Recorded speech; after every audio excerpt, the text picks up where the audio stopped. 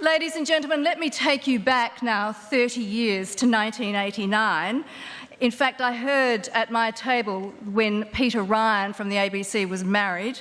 And that's the time when Gerard Henderson founded the Sydney Institute as the forum for public debate and policy discussion. Now, some of you will remember that time well. Bob Hawke was our 23rd Prime Minister. Australia was handing back the Katherine Gorge to the traditional owners, the Jarwin people. APEC had its first meeting in Canberra.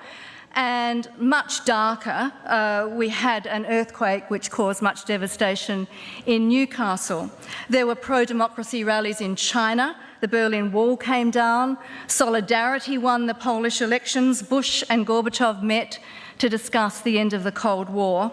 Now, culturally, I'm sure you will all remember that the Fine Young Cannibals, Madonna, Cher and the Bangles were top of the popular music charts.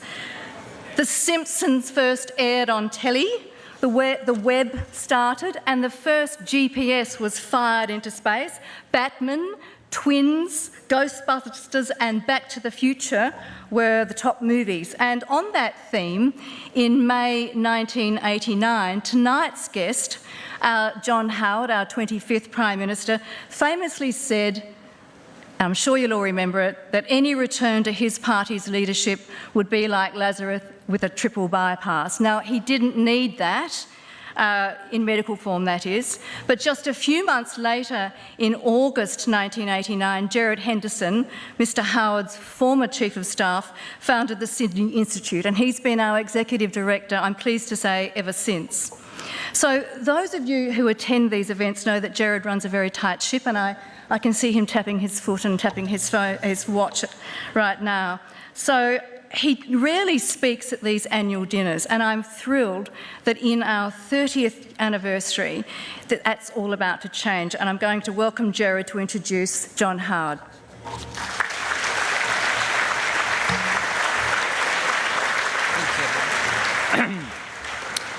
Well, many thanks, Jacqueline, and it's great to be here. Look, we don't do mistakes at the Sydney Institute, but we do deliberate mistakes, modelled on John Laws's, and we have the former Prime Minister down as the member for Barara rather than the former member for Bennelong, but it's a deliberate mistake, and he was the one who picked it, as you might expect. Now, the Honourable John Howard OMAC needs no introduction. He's one of the best known Australians. So tonight I'll use the opportunity to talk about the Sydney Institute in our 30th year before I talk about John Howard in his 80th year. First up, I want to thank my chair, Jacqueline Wilcox, and her predecessors, especially Nick Johnson, who's here tonight, who's just stepped down as our chairman, my other board members and their predecessors, along with our members and corporate supporters, and our present and former staff. One of them's here tonight, a good friend of mine, John Conkle, who ended up as Chief of Staff to the Prime Minister. The Sydney Institute has developed a great sense of camaraderie, which is evident when Joshua and Michelle Berger take us out on take the Institute family out at least once a year around Sydney Harbour in their yacht, the MY Tango. I should also thank Sky News, which films our public talks, which makes it possible for many of our supporters outside of Sydney, along with many of our young supporters with family commitments, to follow our program on television. Now, I first met John Howard, as Jacqueline implied, in the early 1980s when I was employed in the public service, the Commonwealth Public Service in Melbourne, and he was Treasurer in Malcolm Fraser's government. Now, I was not a natural public servant, and my managers decided that I needed a morale boost and sent me off at a training session which was expected to lead to greater assertiveness in my work environment. And one afternoon in late 1983, just after returning from one of these morale-boosting sessions, the phone rang and a voice said, "Gerard, would you like to work for me?" And seizing the moment, I replied, "Yes, who's calling?" And so it came to pass that I worked for John Howard in 1984, 1985 and 1986 when he was Deputy Leader of the Opposition and later Leader of the Opposition. I learnt much from my time on Mr Howard's staff. I was much impressed by his reliability and punctuality, and his scrupulous honesty in handling his parliamentary entitlements. And of course, then as now, John Howard believed in many causes, including the importance of economic reform. Also, he was a hard worker and a great family man. I got to know Jeanette Howard on a visit to China in 1985. In Shanghai, we stayed in an historical hotel in the Old Quarter. After being shown to our rooms, I found that I had to share accommodation with a large rat. I went and knocked on the Howard's door and advised them of my plight. Whereupon Jeanette said, "I can handle this." She marched to my room, yelled and stomped on the floor. The rodent disappeared, not to return. As a man who admires strong women, I was mightily impressed, I'd have to say. At the end of 1986, I received a call from Sydney businessman Jim Bain, who asked me to take over an old organisation in Sydney with a view to reviving it. Jim and Jeanette Bain made a very generous personal financial contribution for over 3 years, and without Jim's role, we would not be here tonight. Following early successes, in 1989 we closed down the organisation, the old organisation, and established the Sydney Institute, and we formally launched it in August with the then Premier Nick Greiner and the then opposition leader Bob Carr as guest speakers. Towards the end of 1989, Alida Mathias joined the Institute as our executive assistant. She had just arrived with her family on a plane from Bombay, now Mumbai, 4 days before. Early in the interview I asked what I thought was a pretty tough question, which is, who's the Premier of New South Wales? She replied, Nick Greiner. She got the job. That was very impressive, and she started the next day, and she's still with us. Now, from day one, we had a gender and political balance in our program, as the slide presentation tonight demonstrates. Kim Beazley was the first to give a public talk, followed by a private dinner for our corporate supporters. When in government and opposition, Kim said publicly how valuable the Institute was in providing a platform to both sides of mainstream politics. Gareth Evans made a similar comment, as has John Howard and many others. And I should also mention in passing that Gladys Berejiklian first addressed the Institute in October 1997. One afternoon at 41 Phillip Street, during the time of the Howard government, the doorbell rang on the ground floor and a voice said, "I want to speak to Gerard." I was upstairs and I replied, "Who is it?" And the person responded, "Let me in." And so it went on for a while, and eventually I surrendered. And I pressed the door release button and heard footsteps on the tiles below. And then the voice said, "It's Paul Keating here." Whereupon I replied, "Sorry, Paul, I thought you were some kind of a nutter." To which Paul replied, "Mate, I am some kind of a nutter." In a recent discussion with Aaron, I remarked at my surprise that when working with John Howard about how polite and helpful he was to the men and women in the parliamentary press gallery who were frequently so critical of him every morning, every night, and frequently during the day. And Anne's response was, well, John became the second longest serving Prime Minister in Australia, and you ended up a mere scribbler.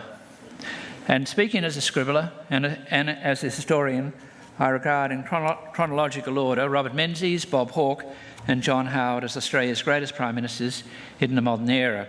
They compare well with the most successful leaders of Britain and the United States in the same time frame. John Howard's great strength is that, agree with him or not, there is no doubt about where he stands on the key national and international issues of our time.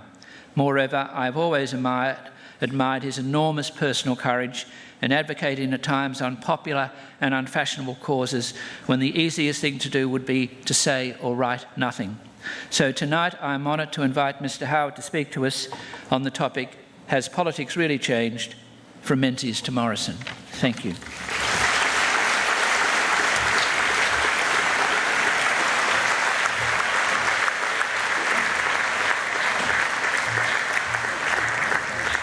Very good. Thank you. Thank you, Gerard. You haven't lost your touch.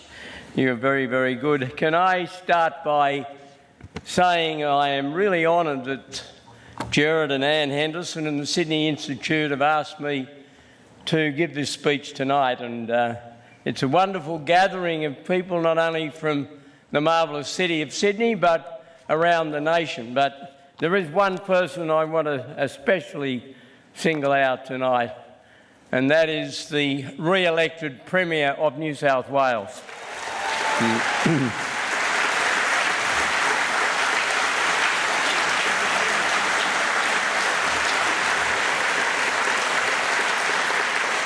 I still have a lot of faith in the political process of this country, and I've long believed that there are two things that will ultimately be rewarded by the Australian people. And those two things are integrity and competence, and you, Gladys, have both of them in spades.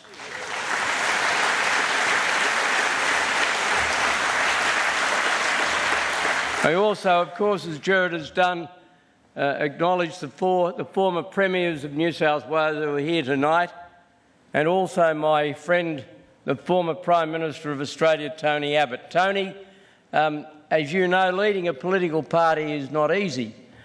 Anybody who's had that experience will testify to it. And there's a special place in the pantheon of any political party for those who've led that party from opposition back into government.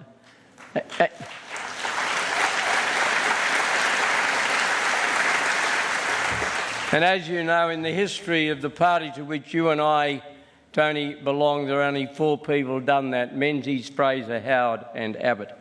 But tonight is also an occasion to celebrate the contribution of the Sydney Institute to the public life not only of Sydney but also of Australia. In reflecting on my topic tonight, I instantaneously came to the conclusion that more than anything else, politics is a contest of ideas. It's not a public relations tournament. It's not just a talk fest, although there's a lot of talk involved in politics. But fundamentally, it is a contest of ideas. And that is why an organisation like the Sydney Institute is so enormously important, because it's been a forum, and may I say a very balanced and bipartisan forum, for people interested in political ideas and the contest of those ideas. And over the years, and we were reminded of it tonight with the display of photographs, the Institute has provided platforms for people, famous people from abroad, such as Dubček, for others who've come from our own localities to engage in that great contest of ideas. And I congratulate Gerard, you and Anne and all the team at the Sydney Institute for the way in which you have been a standard bearer for the contest of political ideas. I was thinking tonight of how I could best encapsulate some of the changes that have occurred in Australian politics between Menzies and Morrison. And somebody rather wittily said to me he didn't really think Menzies could spell the word Twitter. And I think fundamentally that is probably as good a description as any to pinpoint some of the changes that undoubtedly have occurred. And there are many of them. Probably the greatest change that has occurred is the geostrategic and geopolitical environment in which our country exists. When Menzies was Prime Minister, politics around the world, and certainly in Australia, internationally speaking, was dominated by the Cold War. Cold War between the West, led by the United States, and Soviet imperialism dominated not only the countries of Eastern Europe and other parts of the world, but also the politics of our own nation. The most momentous domestic political event of that era, the great split in the Australian Labor Party in the 1950s, was a direct product of the impact of the Cold War on Australian politics. Now, in the years that have gone by since Menzies left us at the beginning of 1966, that environment has changed. We've seen the collapse of Soviet imperialism, and we've seen the extraordinary rise of China. China was an ideological threat and a distant country that we didn't really understand in the 1950s and 1960s. Now, of course, China is our best customer. and the strength of Chinese demand for Australian resources was one of the reasons why we dodged the real bullet of the global financial downturn more than 10 years ago. The other great changes that have occurred involve the structure of our political system. Political parties in Australia now are no longer anything resembling what they were in the 40s and 50s, and that is mass movements of the population. Membership of political parties is smaller, and all political parties are, how shall I put it, fracturing at the edges. When I was first growing up in politics in Australia in the 1950s, I operated under what I called the 40-40-20 rule. 40% always voted Liberal, 40% voted Labor, and 20% moved around in the middle. Now I often feel that it's a 30-30-40 system because the committed support of the parties has reduced. Let me give you an illustration. The Australian Labor Party reached its nadir in the 1960s at the 1966 election, but the primary vote of the Labor Party in that election was still 40%.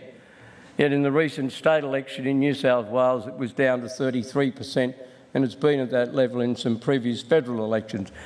And I could say the same thing about the support base of the party, which I'm still proud to belong to. Political parties now are far less representative of the people in the community who vote for them. The base of political parties is not only numerically smaller, but the membership, I think, is less representative of the community than it used to be. We've seen some internal structural changes in the makeup of our political system. The career path of a political staffer didn't exist in 1974 when I was elected to federal parliament. Every federal member of parliament had one staffer who was essentially an electorate secretary, who was a skilled stenographer, and I was somebody who experienced that kind of support, but just one person. Since then, of course, so much of that has changed. The background, the occupational background of many of the cabinets now are very different from what they were years ago. It may surprise many people to know that the last Chifley cabinet, which of course was defeated at the election of 1949, a long, long time ago, that cabinet of course included many people such as the then Prime Minister, Ben Chifley, who'd had a very proud trade union background. But that cabinet also included 5 farmers, 1 dentist, 2 lawyers and 1 tobacconist. Now that's practically a criminal offence these days. By contrast, the Gillard government had no farmers. It had predominant background of former party officials or union officials. That had 2 lawyers, 1 teacher, 1 diplomat, but conspicuously no person who'd had any kind of business experience. And whilst the data would be different, the same kind of observations could be made about the composition of different cabinets and different ministries on the coalition side of politics.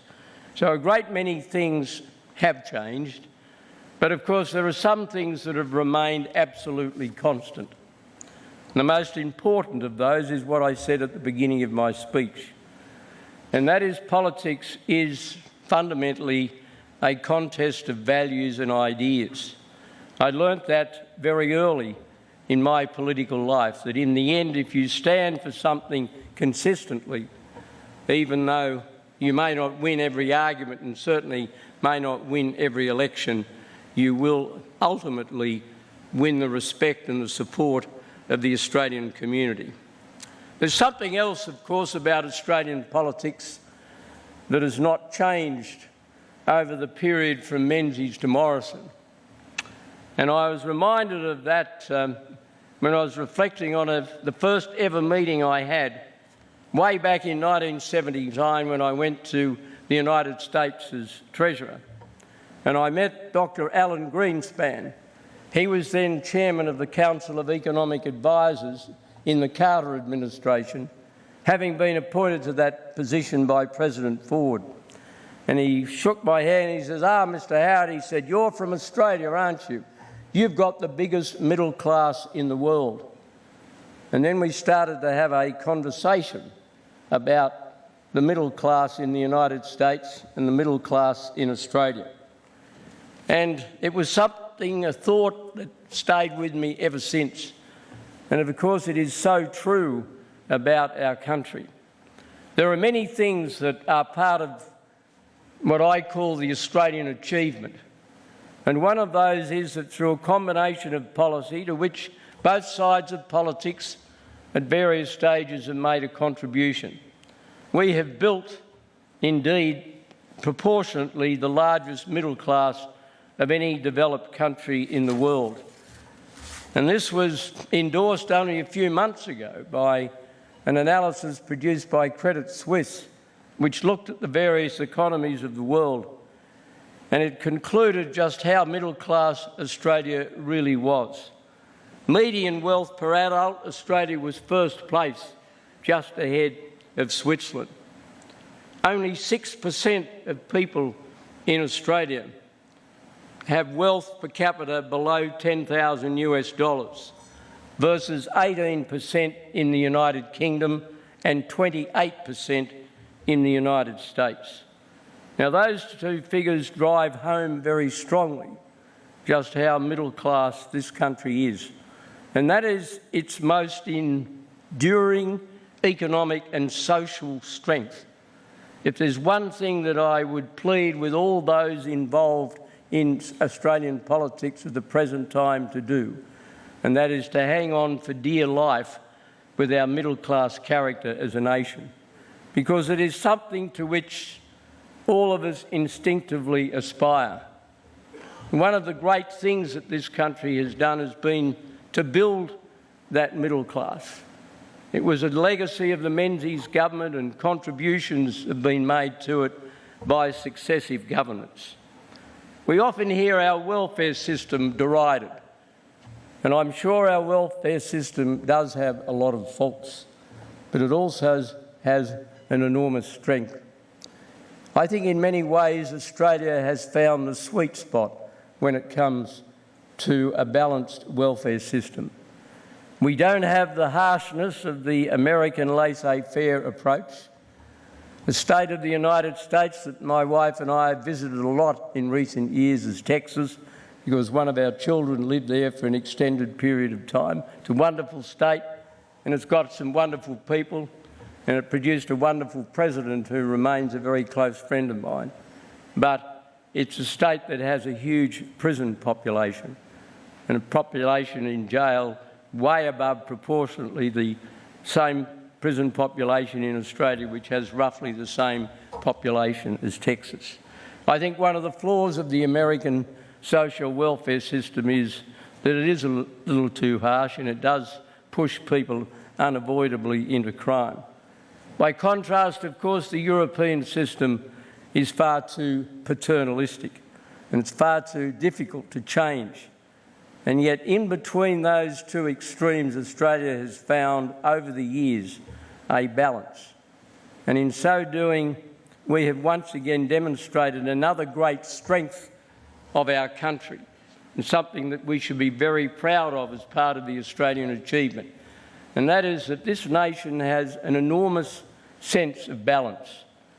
We don't have endless debates in this country in the way they occur in many other developed countries about the respective roles of the public and private sectors in areas such as health and education. We have 34% of Australian students educated in independent schools, and they operate side by side with a public education system that underpins the basic provision of education irrespective of people's incomes all over our various states. We have a health system which, for all its flaws, and heavens, every health system has got flaws, is a very balanced one. It's a balance of the public and the private. And this reflects a capacity that this country has had for generations, and that is to achieve a great sense of balance through a common sense application of our challenges. I think of our nation's British inheritance, and we owe much to the British for the country that we have. But the good thing about our British inheritance is that we took the good things and we rejected the bad things. We took the freedom of the press, we took parliamentary democracy, we took the rule of law, we took by and large a sense of humour, but we rejected the class distinctions and the aristocracy and the obsession with people's backgrounds, and we as a nation collectively decided to judge people on their basic individual worth and the contribution that they were willing to make to our society. Now, if all of that may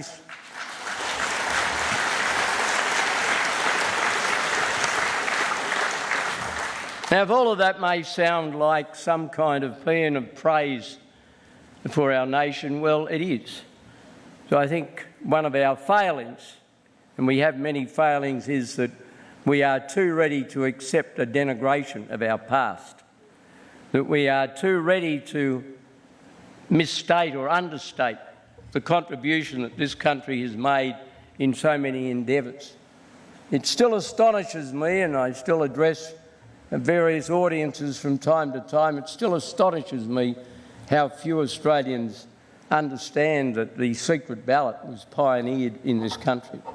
How few Australians understand that the women in Australia had equal franchise and equal participation in elections decades ahead of women in the United Kingdom, the United States or many other countries around the world. These are basic achievements, but our understanding and comprehension of them is very, very poor indeed. So when I reflect on things that we have done well and things that we have done badly, and how much our country has changed since the days of Robert Gordon Menzies as Prime Minister, I must also reflect on those areas where things have remained the same. There is still a fundamental respect in this country for our institutions, but we should keep that respect in good repair. We should not take it for granted that our institutions will always maintain that continuity of respect.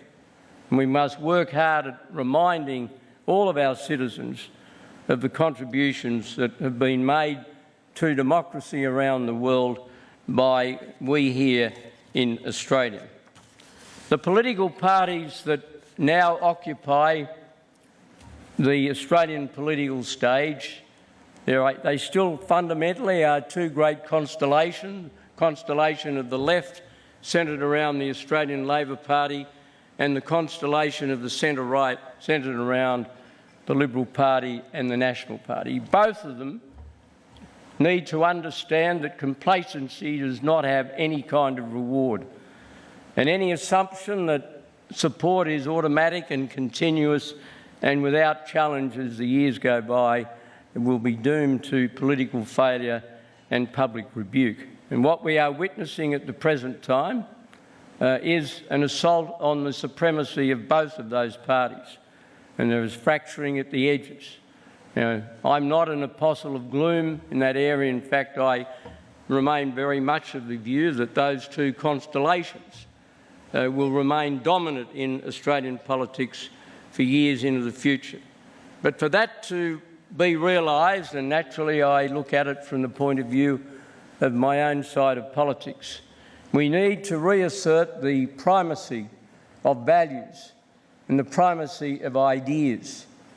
And we need to understand that all major successful political parties are in some way either formal coalitions, such as we have between the Liberal Party and the National Party, or collections of people with varied views. I've often described my own political party, the Liberal Party, as being the broad church of people of classical liberal intent and of conservative bent. That doesn't mean to say they're neatly divided into two identifiable groups, but what it means is that on most issues people are a mixture of the two. I've reflected on my own political career. I think of some of the, I might say, mildly conservative stances I've taken, And I also think, of course, of some of the more liberal, classical liberal stances that I've taken.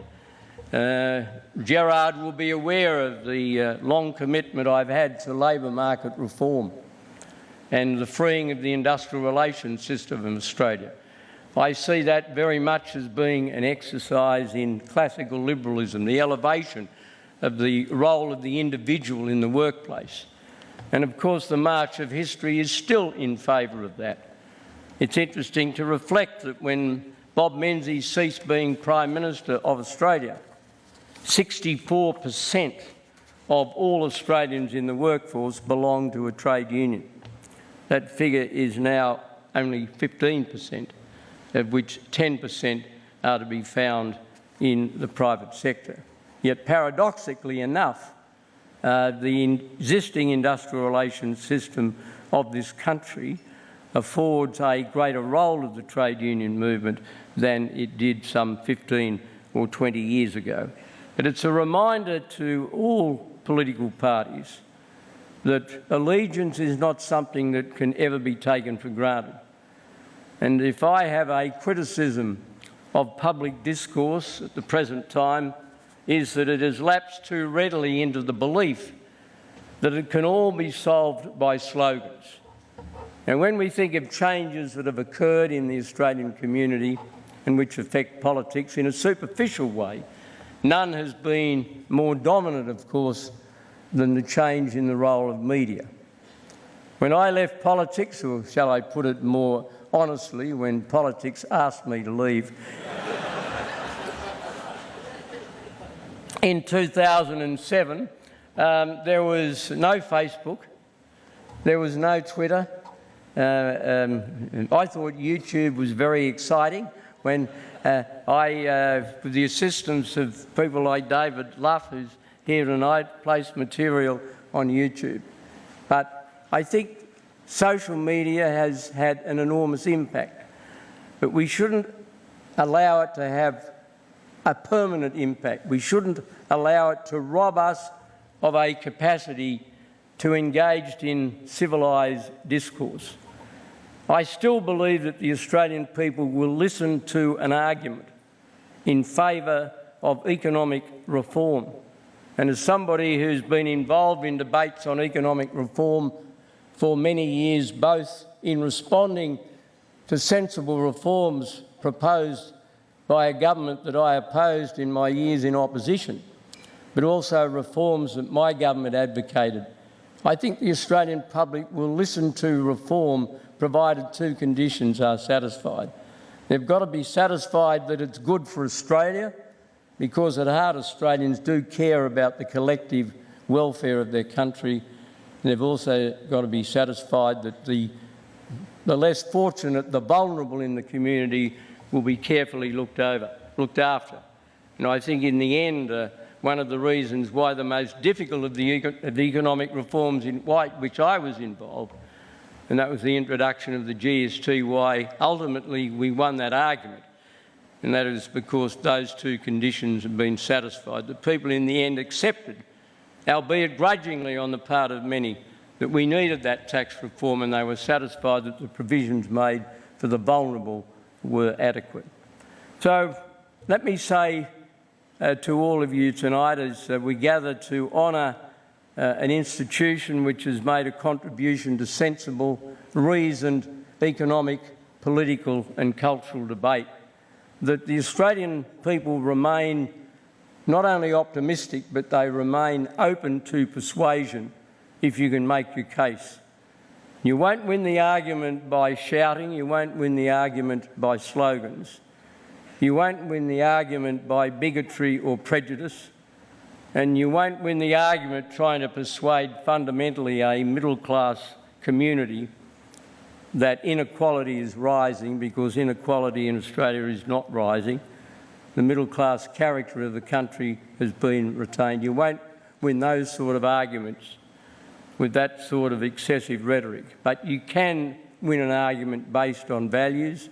You can win an argument which appeals to the patriotism of the Australian community, and you can win an argument if you satisfy the Australian community that the policy you are arguing for is one that is going to look after the more vulnerable in our community. Gerard, to you and Anne and the members of the Sydney Institute, thank you for the contribution that you have made to sensible, reasoned debate in our country. There's nothing more exciting in public life than to feel that you've been involved in an argument and in a debate.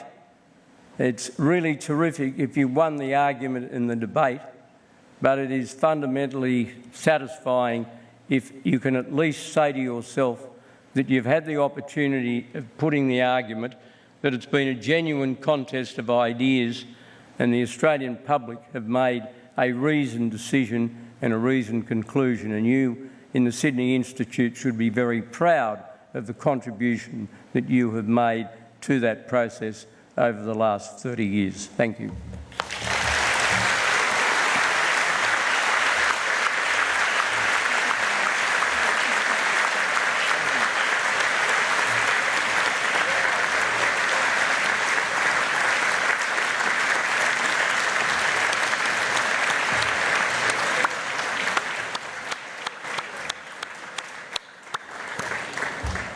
Thank you, Mr Howard. I'd now like to invite Carmel Mulhern from Telstra and also the Sydney Institute Board to propose the vote of thanks.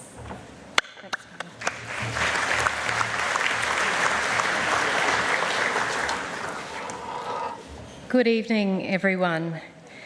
It is my great pleasure to offer a vote of thanks to the former Prime Minister of Australia, the Honourable Mr John Howard, for his fascinating remarks and insights this evening.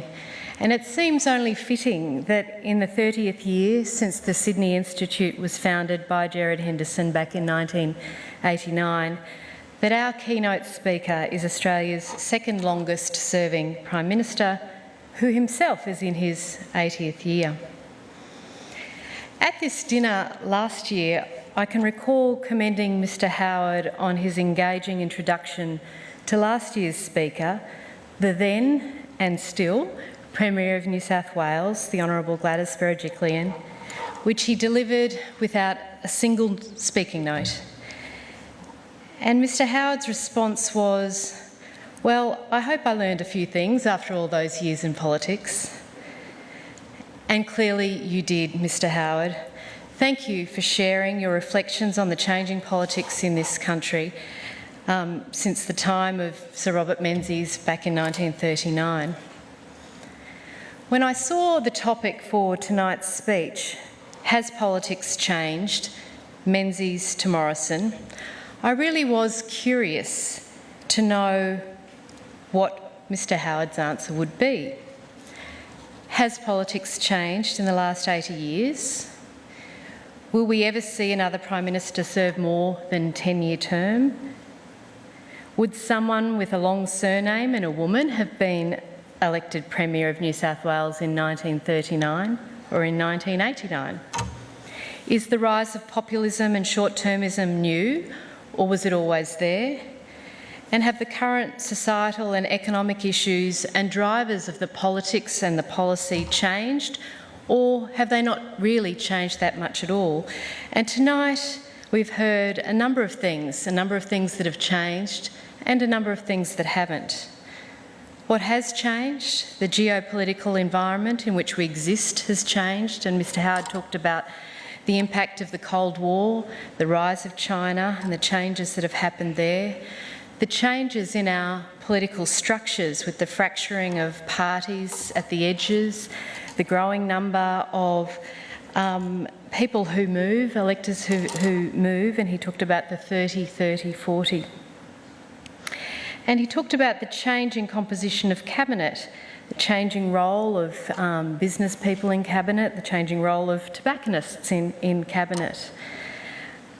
Mr Howard, listening to you this evening caused me to reflect on the role and nature of leadership, particularly political leadership, and how trust really is at the heart of it. And as you said, what makes truly great leaders sit so powerfully in our national psyche is integrity and competence.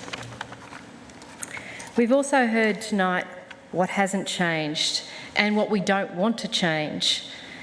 Our enduring and economic strength, that middle-class character of our nation, our balance as a nation. We don't want any of that to change, but Mr Howard did lament the fact that we are too ready to denigrate our past, and that is something that we shouldn't do.